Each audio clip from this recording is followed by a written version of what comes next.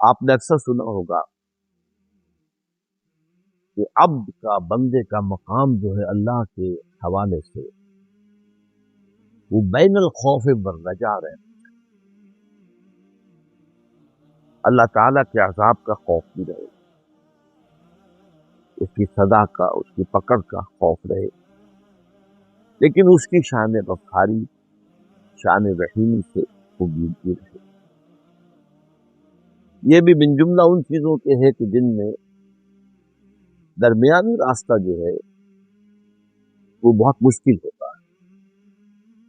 بہت سی چیزیں ایسی ہیں کہ جو ان کے درمیان اتنا باریک فرق ہوتا ہے، جس کو تعبیر کیا جا سکتا ہے محاورتاً تلوار کی دھار سے تیز اور بال سے زیادہ باریک، ادھر بھی ہو سکتا ہے انسان ادھر بھی ہو سکتا ہے۔ یہی معاملہ در حقیقت خوف اور رجا۔ اللہ تعالیٰ کے خوف سے خالی ہو گیا، نجائیت ہی رہ گئی، تب بھی برباد ہو جائے۔ اور اللہ تعالیٰ کے خوف کا اتنا غلبہ ہوا کہ اس کی رحیمی، شان رحیمی اور غفاری جو ہے وہ نظر انداز ہو گئی، تب بھی بربادی۔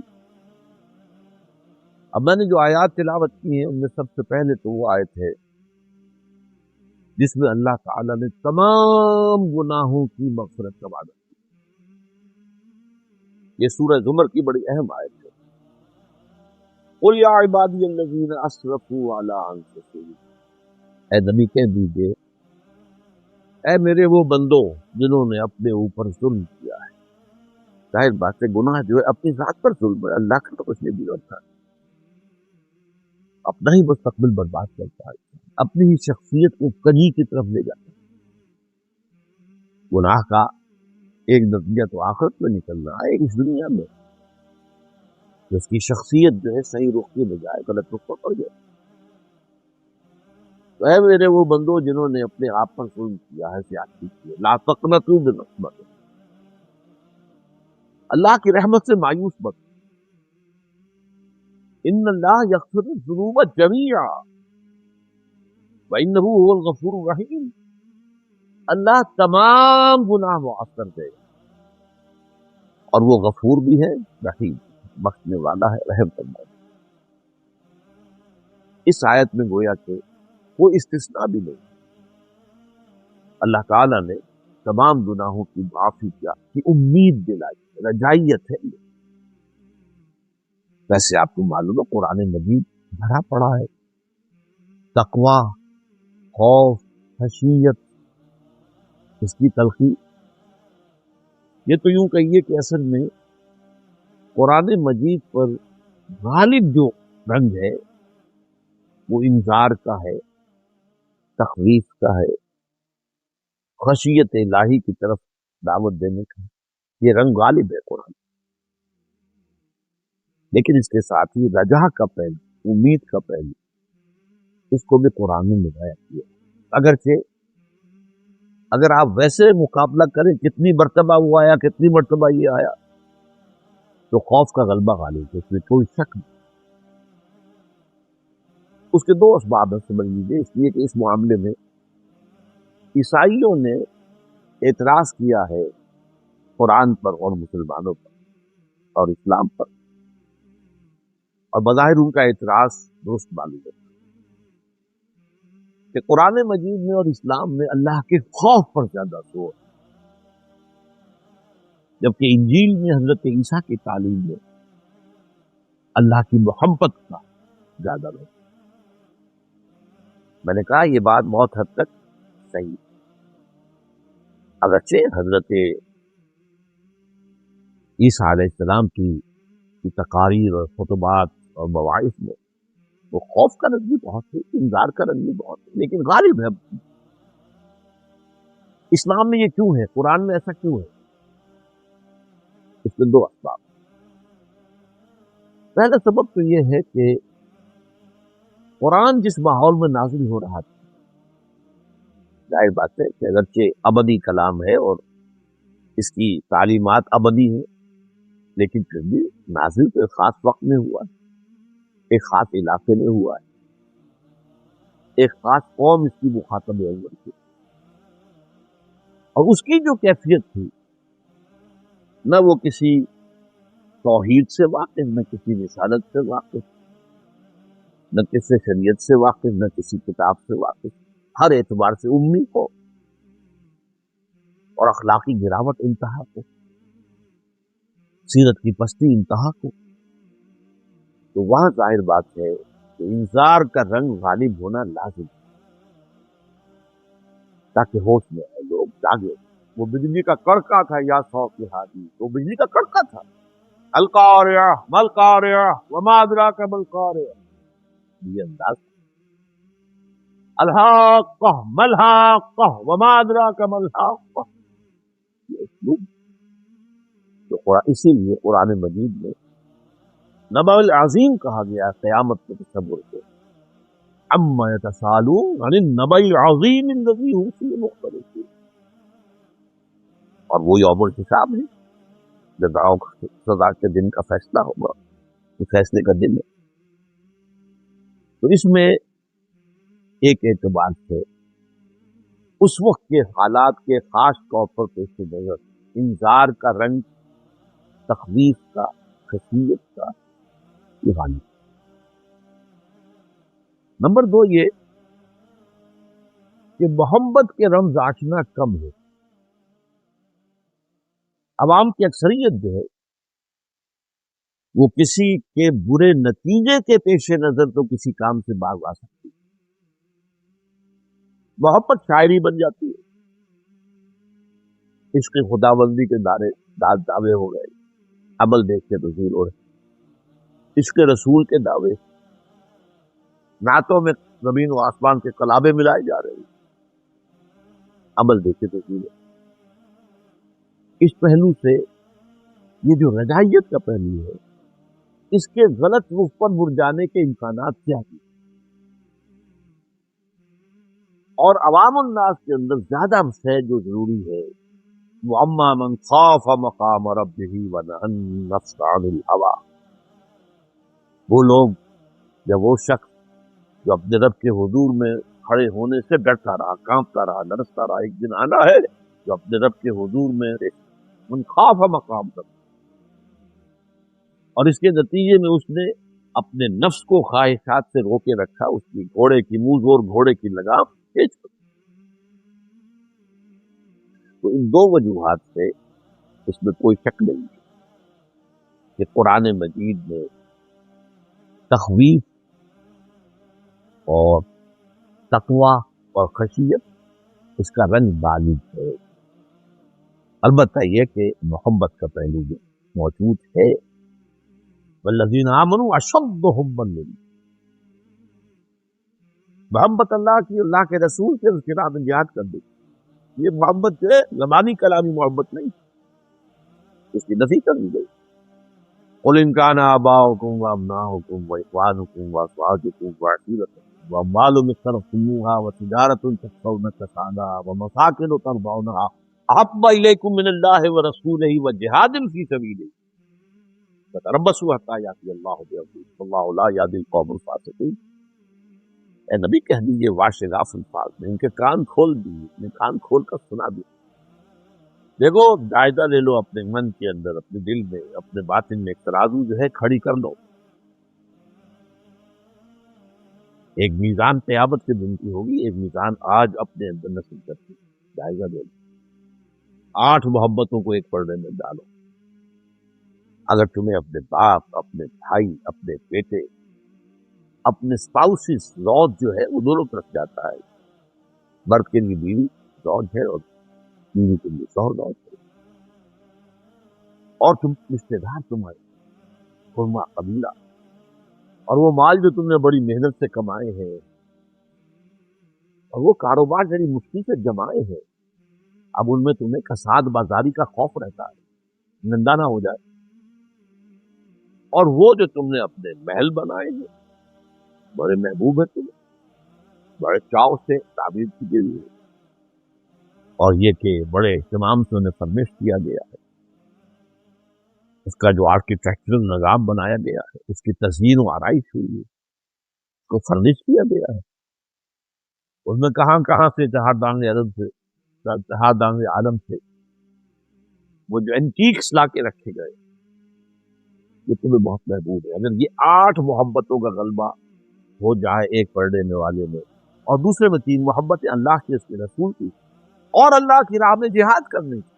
وہ جو میں نے کہا کہ اللہ اور رسول کی محبت شاعری بن جاتی ہے، زبانی کلامی ہو جاتی ہے،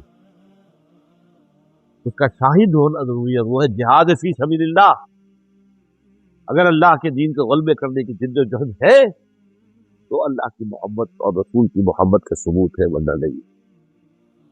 تم باطل کے غلبے پر راضی ہو بیٹھے ہو. اگر آپ باطل کے غلبے کے تحت تقویٰ اس کی امید کیے بیٹھے ہیں بغیر اس کے کہ اس کے خلاف جد و جہد ہو رہی ہے، تو یہ سیلف ڈسپشن ہے، اپنے آپ کو دھوکہ دینا. یخادعون اللہ وما یخدعون الا انفسهم. یہ دھوکہ دینا چاہتے ہیں اللہ کو، والذین آمنوا اور اہل ایمان کو، حالانکہ نہیں دھوکہ دے رہا ہے مگر صرف اپنے آپ. اس لیے میں نے کہا کہ قرآن پر اس میں کوئی شک نہیں ہے کہ تخویف اور تقوی اور انذار کرنا چاہیے، البتہ محبت ہے کسی بھی بات نہیں. اب آج کی جو حدیث ہے یہ رجائیت کا جو پہلو ہے، آپ کو معلوم ہے انسانوں کے اندر بھی کچھ قنوطی قسم کے ہوتے ہیں، یاسیت پسند، پیسیمسٹک مزاج کے ہوتے ہیں. جیسے میں نے آپ کو بتایا انٹروورٹس اور ایکسٹروورٹس سائیکالوجی کی اصطلاحات ہیں، یہ مزاجی سب. ایک پیسیمسٹ ہوتے ہیں اور ایک رجائیت پسند ہوتے ہیں، آپٹیمسٹ. یہ مزاجوں کا تھوڑا سا میلان کا فرق ہونا یہ صحیح. ان دونوں کے درمیان عدل لے آنا، جیسے انٹروورٹس اور ایکسٹروورٹس کے درمیان ایمبی ورڈ کے اوپر قائم ہو جانا، یہ بہت معال، بہت کچھ. اور میں نے بتایا ہے کہ کامل ایمبی ورڈ جس کو اس مقام پر پورا تمکن حاصل ہے وہ پوری نوع انسانی میں صرف ایک ہے، اب وہ ذات محمد صلی اللہ علیہ وسلم. اسی طرح اس معاملے کے اندر بھی بین الخوف والرجاء یہ اصطلاح ہمارے یہاں بہت ہوتی ہے. خوف بھی رہے امید بھی رہے، خوف بھی ہو امید بھی. اس میں جو کلائمیکس کا قول ہے وہ ہے کہ جو حضرت ابو بکر رضی اللہ تعالیٰ عنہ سے منقول ہے. میں اس کی سند وغیرہ سب نہیں آپ کو بتا سکتا، لیکن مشہور قول ہے، آپ سے منقول ہے، آپ سے منسوب ہے، اور یہ انتہا ہے، کلائمیکس. وہ کہتے ہیں کہ اگر مجھے یہ بتا دیا جائے کہ تمام انسان جنت میں جائیں گے سوائے ایک کے، صرف ایک دوزخ میں جائے گا، تو مجھے خطرہ ہوگا شاید وہ ایک نہیں. اور اگر بتا دیا جائے کہ تمام انسان دوزخ میں جائیں گے سوائے ایک کے، جنت میں جانے والا ایک ہی ہوگا، تو مجھے پھر بھی امید ہوگی کہ شاید وہ ایک نہیں ہے. یہ کلائمیکس ہے جو میں نے آپ سے کیا ہے. اس درجے تک یہ کیفیت اور وہ برقرار رہے، اس پر انسان جو ہے اس پر مستقیم ہو جائے. یہ مشکلات تو ہے لیکن یہ اس کی کوشش بہرحال کی جانی چاہیے. اب رجا کا لفظ جو قرآن مجید میں آیا بار بار، ایک تو آیا اس اعتبار سے رجا اللہ کی، اور رجا قیامت. قیامت کی بھی رجا، خوف نہیں. حالانکہ قیامت کا معاملہ تو زیادہ خوف آور ہے، خوف پیدا کرنے. اما من خاف مقام ربہ، لیکن قرآن مجید میں رجا میں بریکٹ کیا گیا ہے. چنانچہ سورہ احزاب کی مشہور آیت ہے لقد کان لکم فی رسول اللہ اسوۃ حسنۃ لمن کان یرجو اللہ والیوم الآخر وذکر اللہ کثیرا. اے مسلمانوں، تمہارے لیے اللہ کے رسول صلی اللہ علیہ وسلم کی شخصیت مبارکہ میں ایک بہت عمدہ، کامل، معتدل، متناسب ہر اعتبار سے نمونہ موجود ہے. لیکن یہ نمونہ اپنی جگہ مکمل ہے، اس سے استفادے کی شرائط من کان یرجو اللہ والیوم الآخر. استفادہ وہی کر سکے گا جو اللہ کا امیدوار، یعنی مراد آگے میں بتاؤں گا، مراد اللہ سے ملاقات کا امیدوار، اللہ سے رحمت کا امیدوار، اور آخرت کے اندر بھی امید کا پہلو ہے. وہ کیوں ہے یہ ذرا نوٹ کیجیے. جہاں بدکاروں کے لیے یہ ڈرنے کی جگہ ہے، نیکوکاروں کے لیے یہ مقام جو ہوگا یہ تو بڑی بشارت کا ہوگا، خوشی کا ہوگا. وَيَنْقَلِبُ إِلَىٰ أَهْلِهِ مَسْرُورًا. سورہ انشقاق کی آیت ہے، بڑی اہم.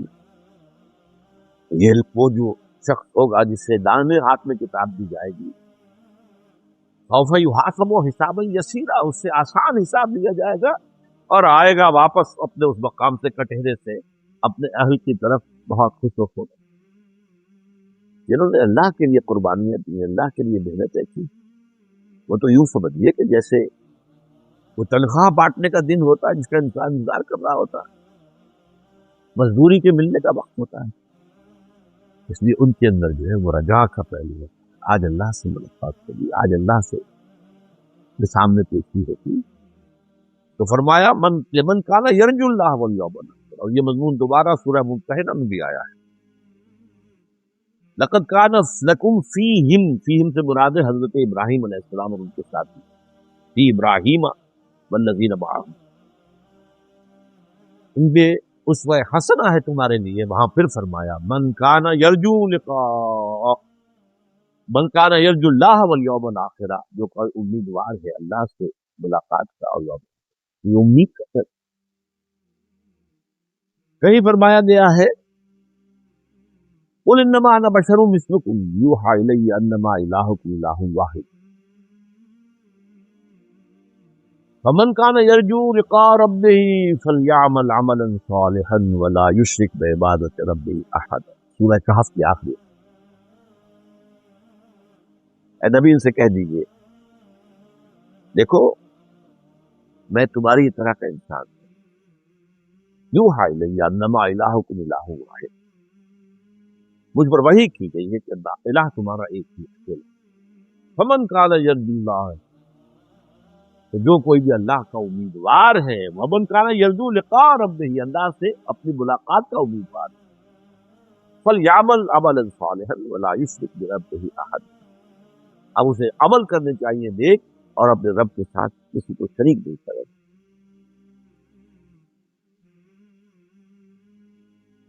سورہ عنکبوت میں فرمایا گیا من کانا یرجو لقاء اللہ فإن اجل اللہ لآت، جو کوئی بھی اللہ سے ملاقات کا امیدوار ہے وہ مطمئن رہے، ریسٹ ایشورڈ کہ اللہ کی ملاقات کا وقت آ کر رہے گا. یعنی وہ لوگ جو اللہ کی راہ میں جہاد کر رہے تھے، مصیبتیں جھیل رہے تھے، تکلیفیں برداشت کر رہے تھے، کس امید پہ؟ ایک روز اللہ کے حضور میں حاضری ہوگی اور ہمیں اپنی ان سرفروشیوں کا، جافشانیوں کا، قربانیوں کا اللہ اجر صاحب. شیطان وسوسہ اندازی کرتا رہے گا، لوگ کہتے رہے گا کس خیال میں پڑے ہو، کس نے دیکھا آخرت میں، مرنے کے بعد کسی نے آ کے تو خبر دیا ہے. اس امید موہوم میں تم اپنے آپ کو ہلکان کرتے، پتہ نہیں وہ دن ہوتا بھی ہے دنیا. اس لیے کہ آخرت تو ادھار کا سودا ہے، دنیا نقد کا ہے، اور عام کام یہی ہے کہ 9 نقد نہ 13 ادھار. تمہیں 9 روپے اگر کسی شے کی قیمت نقد مل رہی ہے تو وہ لے لو، 13 ادھار والے نہ لو. کیا پتہ ادھار ملے نہ ملے، مر جائے رقم پوری. تو یہ وسوسہ جو ہے شیطان کرتا ہے، پتہ نہیں آتا ہے کہ نہیں آتا. کوئی یقینی بات تو نہیں ہے نا، کس نے دیکھی آخرت. انہیں یقین رکھنا چاہیے من کان یرجو لقاء اللہ فإن اجل اللہ لآت، آ کر رہے گا وہ وقت معین. سورۃ الزمر میں وَيَرْجُو رحمت ربہ، وہ شخص کے جو اپنے رب کی رحمت کا امیدوار. اور یہی سورہ بنی اسرائیل میں بھی میں پچھلے دنوں یہ آیت آپ کو سنا چکا ہوں کہ یہ مشرکین جن آلہہ کو پکارتے ہیں، یعنی انبیاء، صدیقین، اولیاء اللہ یا ملائکہ جو فی الواقع موجود ہیں، ان کے وجود سے تو انکار نہیں ہے. باقی اور جو کچھ گھڑ لیے ہیں وہ اپنے طرف سے، ان کے لیے تو کوئی دلیل نہیں ہے، نہ عقل میں، نہ نقل میں، نہ وحی میں. کیونکہ یہ تو واقعہ ہے، فرشتے ہیں، ملائکہ ہیں، اور یہ اللہ کی ارواح ہے، انبیاء کی ارواح ہے، لیکن یہ ان کو جو پکار رہے ہیں یہ کام غلط کر رہے ہیں۔ اولئک الذین یدعون، جن کو یہ پکار رہے ہیں، یبتغون الی ربہم الوسیلہ، وہ تو خود اپنے رب کی قرب کی تلاش میں، وَيَرْجُونَ رَحْمَتَهُ، اور اپنے رب کی رحمت کے امیدوار ہے، وَيَخَافُونَ عَذَابَهُ، اور وہ بھی اللہ کے عذاب سے بالکل لیا نڈر نہیں ہے۔ جیسے کہ حضور نے فرمایا کوئی شخص محض اپنے عمل کی بنیاد پر جنت میں داخل ہوئی، جب کسی نے بڑی ہمت کی پوچھ لیا کیا حضور آپ بھی؟ میں ہاں، الا ان تغمد بی ربی رحمت ربی، جب تک کہ اللہ مجھے ڈھانپ نہ لے گا اللہ اپنی رحمت سے، اس لیے حضور خالی نہیں، اور کون ہو سکتا؟ وہ بین الخوف والرجاء کا معاملہ کیا۔ البتہ ایک حدیث بیان ہوتی ہے، سبقت رحمتی علی غضب، میری رحمت میرے غضب پر غالب آ گئی، میری رحمت میرے غضب پر بازی لے، سبقت رحمتی علی، اس کی شرح اصل میں یہ حدیث ہے جو آج ہم پڑھ رہے ہیں۔ اس میں اللہ کی احسان آئی ہے کہ وہ غنی بے نیاز، جیسے فرمایا ایک جگہ پر ما یفعل اللہ بعذابکم، اللہ کو تمہیں عذاب دے کر کیا لے، لئن آمنتم وشکرتم، اگر تم ایمان اور شکر کا راستہ اختیار کرو تو اللہ معاذ اللہ سیڈسٹ نہیں ہے کہ کسی کو تکلیف دے کر اسے خوشی ہوتی ہے۔ ما یفعل اللہ بعذابکم، تو الغنی 8 بار آیا قرآن میں اللہ کا، اور لغنی 2 مرتبہ، اور غنی منصوب حالت میں 3 مرتبہ، اللہ غنی، کوئی اس کو ضرورت نہیں، جس کی ایک حدیث ہم پڑھ چکے ہیں کہ اگر زمین کے آسمان کے تمام باسی اول و آخر، قل ان کان انسکم و جنکم اولکم و آخرکم، اولین بھی آخرین بھی انسان بھی جن بھی سب کے سب جو بدترین انسان ہو سکتا ہے ویسے بن جائیں، تب بھی اللہ کی سلطنت میں کوئی کمی نہیں، اور اگر تمام انسان تمام جن اولین و آخرین سب ولی بن جائیں اللہ کے، تو اللہ کی سلطنت میں کوئی اضافہ نہیں ہوگا۔ یہ ہے اس کی شان غنی، غنی الحلیم کہیں کہا گیا، غنی حمید کہیں کہا گیا، غنی کریم کہیں کہا گیا۔ یہ 2 چیزیں جو ہے رجائیت اللہ سے اور اللہ کی شان استغنا، اس کا بیان ہے در حقیقت اس حدیث میں، جس کے راوی حضرت انس بن مالک رضی اللہ تعالی،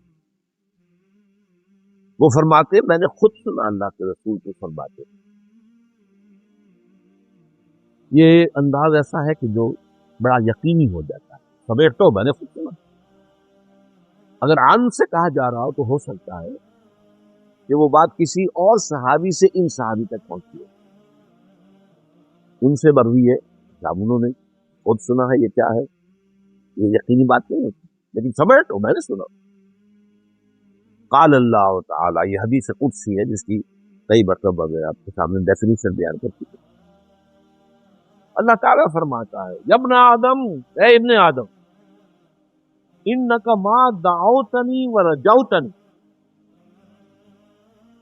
تو جب تک مجھے پکارتا رہے گا اور مجھ سے امید باندھے رکھے گا، غفرت لک علی ما کان منک ولا ابالی، میں تجھے معاف کر دوں گا جو بھی کچھ ہوگا تیرے پاس، جتنے گناہوں کا بار تو لے کر آ جائے۔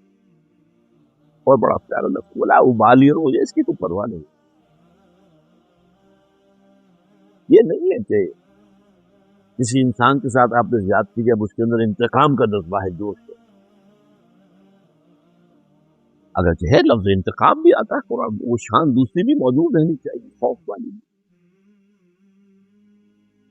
اس اعتبار سے، لیکن یہ کہ جو رجا کا پہلو غالب ہے، انکا ما دعوتنی، 2 شرطیں ہیں، جب پہ مجھے پکارتے رہے، مجھ سے دعائیں کرتے رہو، مجھ سے استغفار کرتے، میری مغفرت طلب کرتے رہو گے، جو تم یہ مجھ سے امید رکھو گے کہ اللہ تعالیٰ رحیم ہے، اللہ تعالیٰ غفور ہے، اللہ کی شان غفاری، رحمتی وسعت کل شیء، میری رحمت نے ہر شے کا احاطہ کیا ہے، جو میں سنا چکا ہوں، سبقت رحمتی علی غضبی، رحمتی وسعت کل شیء، میری رحمت کو ہر شے کا احاطہ کیے ہوئے، تو جب تک مجھے پکارتے رہو گے اور مجھ سے امیدوار رہو گے، غفرت لک علی ما کان منک، تو جو بھی کچھ تم میں سے ہوگا، جو خرابیاں، جو برائیاں، جو گناہ، میں تجھے معاف کر دوں گا، بلا ابالی، اور مجھے اس کی کوئی پرواہ نہیں ہوگی۔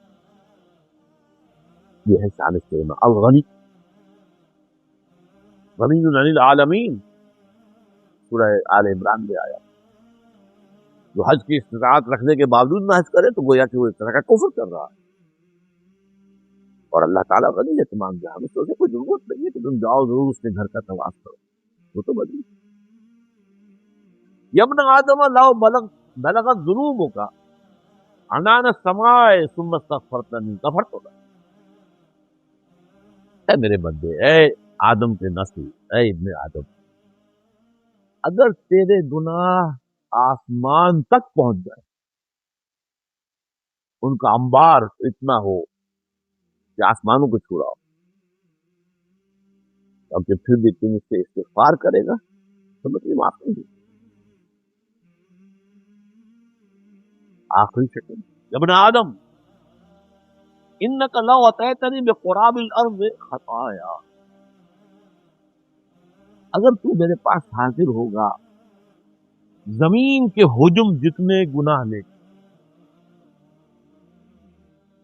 ثم لقیتنی، اور پھر تو مجھ سے ملاقات کرے گا، اب آ گیا وہ لفظ استثناء والا، لا تشرک بی شیئا،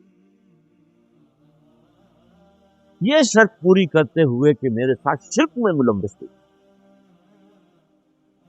یہ مضمون میں نے آیت پڑھی آپ کے سامنے کہ 2 مرتبہ ہے سورہ نساء میں، ان اللہ لا یغفر ان یشرک بہ، اللہ اسے تو ہرگز معاف نہیں کرے گا کہ اس کے ساتھ شرک، وَيَغْفِرُ مَا دُونَ ذَلِكَ لِمَن يَشَاءُ، بخش دے گا جو بھی کچھ ہوگا اس کے سوا جس کو چاہے گا، یعنی یہ بھی نہیں ہے کہ یہ معافی کا اعلان عام ہو رہا ہے، یہ اللہ جس کو چاہے، اور جس کو چاہے گا میں کیا شرط ہے، اللہ ہی کو پکارتا رہا، کسی اور کو نہ پکارا ہو، اللہ کو، کہیں غوث العظم کو نہ پکارا، کہیں کسی نبی اور رسول کو نہ پکارا، کسی کو نہ، لا تدعوا مع اللہ احدا، اللہ کے ساتھ کسی اور کو مت پکارو۔ اس اعتبار سے اگر تو میرے پاس آئے گا زمین بھر، زمین کے حجم جتنے گناہ لے کر، ثم لقیتنی لا تشرک بی، پھر تو میرے ساتھ ملاقات کرے اس حال میں کہ تو نے شرک نہ کیا ہو میرے ساتھ، لاتیتک بقرابھا مغفرۃ، تمہیں زمین کے حجم جتنی ہی مغفرت لے آؤں گا تیری، تو شرطیں کتنی آئی ہیں اس حدیث میں، ماں دعوتنی و نجوتنی، پہلی بات تو یہ کہ اگر تو مجھے پکارتے رہے اور مجھ سے امیدوار ہوئے، ایک آیا استغفرتنی، مجھ سے مغفرت چاہیے، اور سب سے بڑی شرط ہاتھی کے پاؤں میں سب کے پاؤں کے مطابق شرک نہ ہو، اب اس سے آپ کو اندازہ ہو جانا چاہیے، اور 2 آیت 2 مرتبہ جو آئی ہے سورہ نساء میں، شرک کو معاف نہیں کرے، یہ اعلان عام ہے، تو شرک در حقیقت اتنا عظیم گناہ ہے، لیکن اس کی حقیقت کو سمجھنا آسان کام نہیں، ہم اس چھپ چھپ کے سینوں میں بنا لیتی ہے تصویریں، آپ نے بت سامنے رکھ کر نہیں پوجا، اپنی خواہش نفس کو پوج لیا، پچھلی مرتبہ پڑھ چکے آیات، ارایت من اتخذ الہہ ہواہ افانت تکون علیہ وکیلا، ہے نبی آپ نے غور کیا اس شخص کے حال پر جس نے اپنی خواہش نفس کو اپنا معبود بنا لیا ہے، اس کو پوج رہا ہے. کوئی بت خانہ نہیں ہے. بت خانہ شکستم من، میں نے بت خانہ تو توڑ دیا. کیونکہ اندر جو ہے حوث چھپ چھپ کے سینوں میں بنا لیتی ہے تصویریں. اندر کا بت خانہ آباد ہے. تو شرک کی اقسام کیا ہیں، شرک کی حقیقت کیا ہے، اب اس کا جاننا کتنا ضروری ہے. ہمارے یہاں بعض مسائل کے اوپر شرک اور توحید کی بحثیں جو ہے وہ ہنج کر رہی ہے.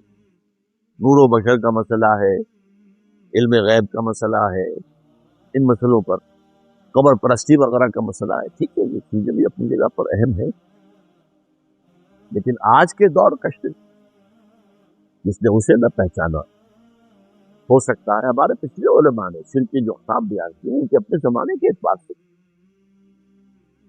آج وہ شرک بھی ہو رہے ہیں، قبر پرستی بھی ہو رہی ہے، اولیاء پرستی بھی ہو رہی ہے، سب کچھ ہو رہا ہے. آج کا اصل شرک نفس پرستی، دولت پرستی، یہ تو ہے انفرادی سطح پر. اور اجتماعی سطح پر حاکمیت انسانی، حاکم تو اللہ کے سوا کوئی نہیں. تم نے انسانوں کو حاکم بنا دیا. جب یہ ایک ہوتا تھا وہ شیطان نمرود یا فرعون کی شکل میں، آج تم نے تمام انسانوں کو نمرود بنا دیا. وہ نجاست جو ٹنوں ایک شخص کے سر پر رکھی ہوئی تھی اسے تم نے ماشا باشا سب میں بانٹ دیا. نجاست تو نجاست رہتی، چاہے وہ تولا ہو، ماشا ہو، ٹن. آج کا دور یہ مادہ پرستی، میٹیریلزم، سارا توکل، سارا اعتماد مادی وسائل پر. اور اس سے بھی آگے بڑھ وطن پرستی، وطن کو معبود بنا دیا. اس دور میں میں اور ہے جام اور ہے جم اور، ساقی نے بنا کی روشی لطفوں سے کم اور، تہذیب کے آزاد ترشوائے صنم اور. مسلم نے بھی تعمیر کیا اپنا حرم اور ہی بت خانہ بنا لیا ہے. ان بتوں میں سے ان تازہ خداؤں میں بڑا سب سے وطن ہے، جو پیرہن اس کا ہے وہ مذہب کا کفن ہے. یہ وطن پرستی ہے. جے ہند، یہ کیا ہے؟ وطن معبود محبوب. قوم کی شیرازہ بندی وطن کی بنیاد پر ہو رہی نہیں، قوم کی شیرازہ بندی ایمان کی بنیاد پر ہو رہی. اسلام تیرا دیش ہے، تو مصطفی ہے. تیرا دیش یہ نہیں ہے پاکستان افغانستان، یہ تو مصطفی ہے. نہ افغان ہے وہ نہ ترک و تتارین، ہم افغان اور ترک و تاتاری نہیں ہے. ہم تو ایک شاخ ایمان کے پھول ہے. اس کو سمجھنا بہت ضروری ہے. شرک فی ذات، شرک فی صفات، شرک فی الحقوق، شرک فی العبادت، شرک فی الدعاء. اس موضوع پر بہت سی چیزیں میری شاید میری موت کے بعد ان کی قدر و قیمت ہوگی. میرے بڑے ابتدائی تحفے جو تھے اس امت کے لیے، ان میں سے حقیقت و اقسام شرک کے 6 گھنٹے کی تقریر تھی. یہ میرا خیال ہے 40 برس پہلے کی بات. میرا بھی ابتدائی دور تھا. مسجد دارالسلام میں جب خطابات میرے شروع ہوئے، 31 برس کی بات تو ہو گئی. تو 6 گھنٹے کے کیسے تھے اس کے، پھر ان کو کچھ اتارا گیا، ان کو مرتب کیا گیا. اب وہ زیر طبع ہے، اس کا آپ فیصلہ کر دیں. تو وہ کتاب آئے تو حرف بحرف اس کو پورے غور سے، کیونکہ یہ وہ شے ہے جو معاف نہیں ہوگی. ان اللہ لا یغفر ان یشرک بہ ویغفر ما دون ذلک لمن یشاء. اب آج کی آخری بات یہ ہے، یہ جو میں نے کہا کہ رحمتی وسعت کل شیء، اللہ کی کا فرمان ہے، اور رحمتی سبقت علی غضبی. اس نعمت خداوندی کا سب سے بڑا مظہر کیا ہے؟ ایک سوال اپنے آپ سے کیجیے، جواب دیجیے خود. جیسے حضور سوال کر دیتے تھے، اتدرون من المفلس، جانتا ہوں مفلس کون ہے؟ اور صحابہ نے جواب دیا، المفلس عندنا من لا درہم له ولا دینار. ہم تو مفلس کو سمجھتے ہیں اس کے بعد درہم و دینار نہیں ہے. آپ نے فرمایا نہیں، میری امت کا مفلس کوئی اور ہوگا، اس کی اس وقت نہیں میں دے رہا تھا، تشریح نہیں کر سکتا. قرآن مجید میں بھی یہ اسلوب ہے. یا ایھا الذین آمنوا هل ادلکم علی تجارۃ تنجیکم من عذاب الیم. کیا میں تمہیں بتاؤں، رہنمائی کروں اس تجارت کی طرف جو تمہیں دردناک عذاب سے چھٹکارا دلانے. اسی طرح اللہ کی رحمت کا سب سے بڑا مظہر کیا، اس کا نام ہے توبہ. یہ وہ شے ہے جو کہ عیسائیوں کو اتنی بڑی ٹھوکر دے گئی، اتنی بڑی ٹھوکر کہ حضرت آدم سے جو خطا ہوئی تھی، اب ابن آدم جو بھی دنیا میں آتا ہے اپنے باپ کی اس خطا کی وہاں جو ہے گٹھڑی لے کر آتا. گناہ گار انسان بنیادی طور پر گناہ گار ہے. اور اس کا ازالہ کیا یہ ہے کہ باطل پر باطل، ظلمات بعضها فوق بعض. اب اس کا تو ایک ہی شکل تھی کہ اللہ نے اپنا صلبی بیٹا بھیجا اور اسے لوگوں کی طرف سے کفارہ بنا کر قربانی کے بکرے کی طرح سولی پر چڑھوا دیا. انا للہ و انا الیہ. نقل کفر نہ بات. بنیادی غلطی کیا ہے؟ قرآن بتاتا ہے سورہ بقرہ کے 4 رکوع میں کا تو ہوئی تھی کہ پھر معافی طلب کی. فتلقى آدم من ربه کلمات فتاب علیہ. اب کوئی انسان دنیا میں جو ہے وہ اپنے وہ جد امجد جو ہے آدم علیہ السلام کے گناہ کا بوجھ لے کر نہیں. تو توبہ کے موضوع پر اس سے پہلے ہمارے ہاں درس ہو چکے ہیں اور بہت سے حدیث ہیں، بہت احادیث. ایک حدیث کا میں نے بار بار ذکر کیا کہ اپنے بندے کی توبہ سے اللہ کو کتنی خوشی ہوتی ہے، یاد ہو گیا. آج 2 حدیثیں سنانا چاہتا ہوں، وقت کم رہ گیا ہے. حضرت ابو ہریرہ سے روایت مروی ہے اور یہ متفق علیہ نوٹ کی. قال رسول اللہ صلی اللہ علیہ وسلم ان عبدا اذنب ذنبا فقال رب اذنبت فاغفر. فقال ربہ، بندہ یہ کہتا پروردگار مجھ سے گناہ ہو گیا، مجھے معاف فرما دے. قال ربہ، اللہ کہتا ہے علم عبدی ان لہ ربا، میرے رب کو یہ معلوم ہے، یقین ہے کہ اس کا ایک رب ہے. یغفر الذنب، جو گناہ پر ان کو بخش بھی سکتا ہے، ویأخذہ بہ، اور اس پر پکڑ بھی سکتا ہے. میرے رب کو یہ یقین ہے. غفرت لہ، اس یقین کی بنیاد پر میں نے اپنے بندے کی مغفرت. ثم مکث ما شاء اللہ، پھر کچھ عرصہ گزرا جو بھی اللہ نے چاہا. ثم اذنب ذنبا، اس نے پھر ایک گناہ کیا. فقال رب اذنبت ذنبا فاغفر لي، پھر کہتا ہے پروردگار مجھ سے پھر گناہ ہے، مجھے بخش دے. فقال ربہ علم عبدی ان له ربا یغفر الذنب ویأخذ به. یہ بندہ یہ جانتا ہے، اسے یقین ہے، اس کے دل میں یہ بات راسخ ہے کہ اس کا ایک رب ہے جو گناہ کی سزا بھی دے سکتا ہے اور معاف بھی کر سکتا ہے.